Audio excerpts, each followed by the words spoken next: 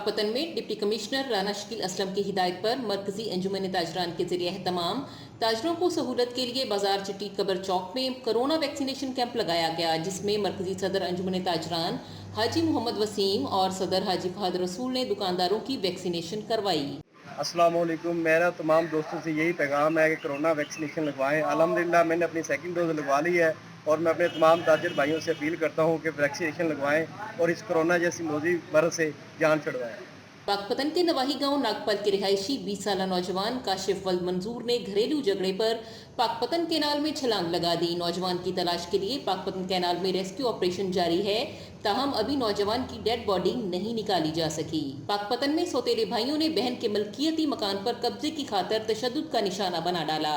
पाकपतन के नवाही इलाके नूरपुर मोहल्ला फरीदगंज के रिहायशी बुशरा परवीन ने अहले इलाका के हमरा एहतजाज करते हुए बताया कि उसके वालिद मरहूम की विरासत से उसे 17 मरले मकान इसके हिस्से में आया और 7 साल से वो इस मकान में रिहाइश पजीर है, जिसकी फर्द मलकियत उसके नाम पर है। उसके सौतेले भाई अरशद और इमरान ने उसके मकान पर कब्जा करने के लिए अपने दीगर साथियों के हमरा मुसल्ला होकर धावा बोल दिया और उसे तशद्दुद का निशाना बनाकर घर पर कब्जा जमाया और घर की दीवारें गिराई, जिसकी इत्तला पुलिस मलकाहास को देने और दरखास्त गुजारने के बावजूद मुल्जिमान के खिलाफ कार्रवाई न हो सकी, जिस पर बुशरा परवीन और अहले इलाका ने एहतजाज करते हुए वजीर आला पंजाब और IG पंजाब से नोटिस लेने का मुतालबा किया है।